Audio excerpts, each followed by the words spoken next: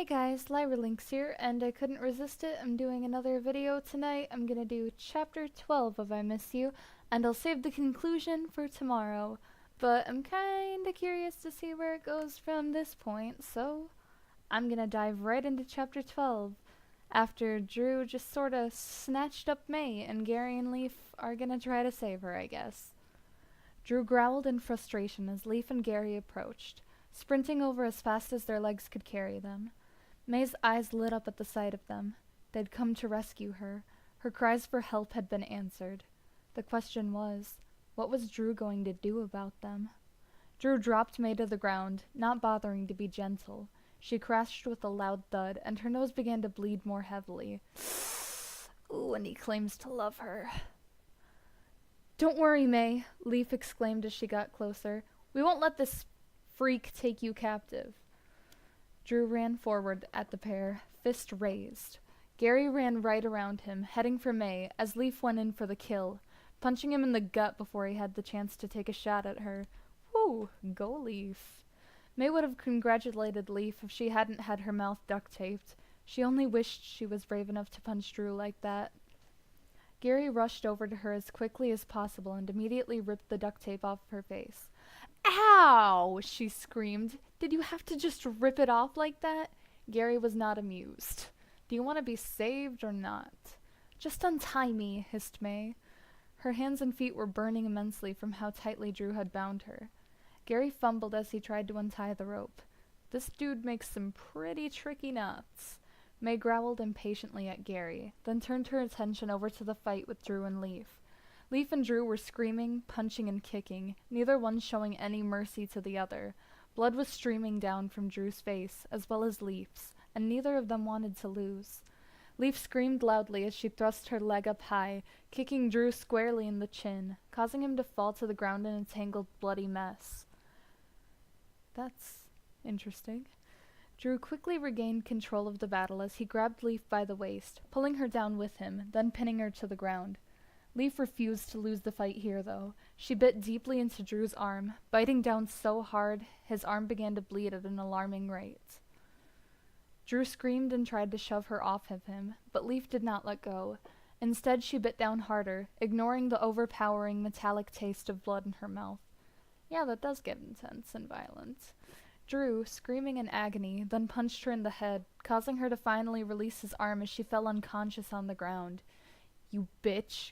Drew cried out as he sprang up to his feet and kicked her fallen body. It was then that Gary had finally untied May. He threw the rope aside and helped her up. May wiped the blood from her nose off, then ran with Gary to go help Leaf. May gasped at the awful scene as Drew strangled her. Oh my gosh! This is Pokemon. Gary ripped Drew off of Leaf and kicked his legs out from under him. As he cradled Leaf's unconscious body in his arms, Drew swiveled over and faced May. She stood there dumbstruck, not knowing what to do. Finish off that bastard, Gary suggested, clutching Leaf close to his chest. Make him pay for what he did to Leaf. Drew stared over at May, daring her to make a move, taunting her with his eyes. You can't do it, May. You're just too nice.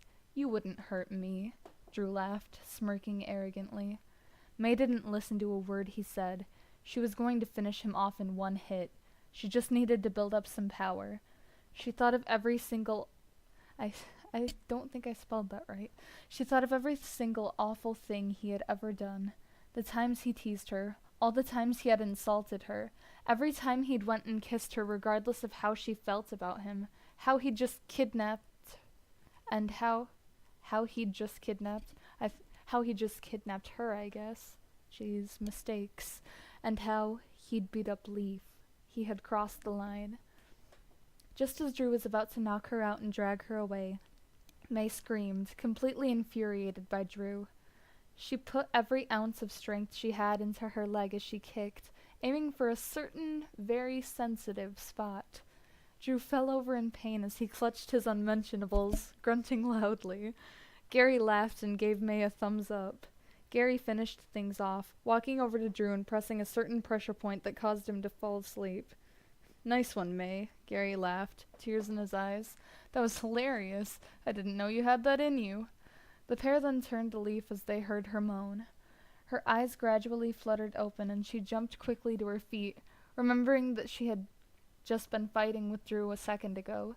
She noticed the green-haired boy had been absolutely pulverized. He was dripping this blood? With blood, maybe? And clutching his ... as he was knocked out. Who gave him the death blow? Leaf asked as she kicked Drew's body, making sure he wasn't dead. May went and kicked him where it hurts, Gary snickered, replaying the scene over and over in his mind. Damn, I missed it, cursed Leaf, pouting a bit. Her expression changed as she looked over to May. What are you still doing here? If you stand here any longer, the ship will take off without you.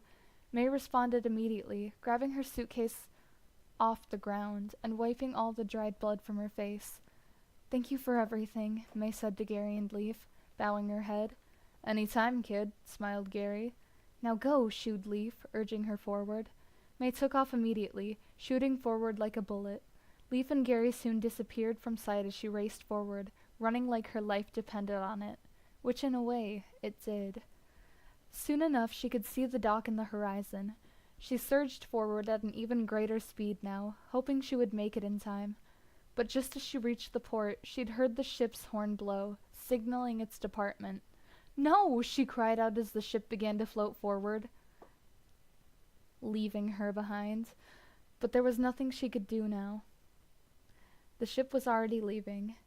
May fell to her knees, burying her face in her suitcase and weeping. She'd missed the ship. Ash had said to board it if she loved him, so missing the boat was the same as rejecting his love. May cried for at least 5 minutes before a crowd started to gather. She then got up, still crying, and began to walk away, but was stopped by a voice. You know that wasn't my ship, right? Cliffhanger! Author's note. Chapter dedicated to Mundy the Trainer, who helped me with some ideas in the fight scene. Please check out his stories as well. Well, yay! May was saved, and it's so obvious who that is, so time to look at the reviews for Chapter 12.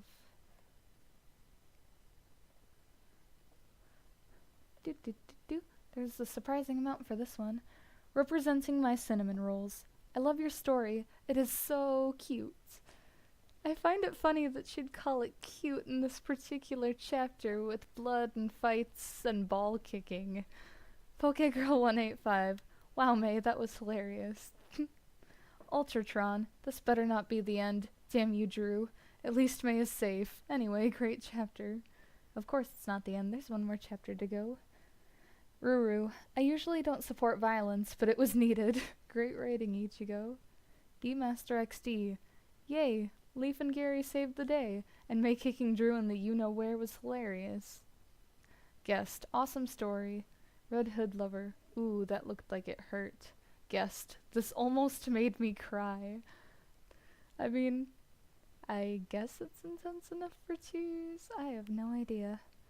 I'm not sure if any of my stories are that emotional, but yay! Only one chapter left to go, and then it'll conclude it all. The first fanfiction I ever wrote. Hope you guys enjoyed. Leave a like and subscribe for more content, and I hope to see you in another video. Goodbye.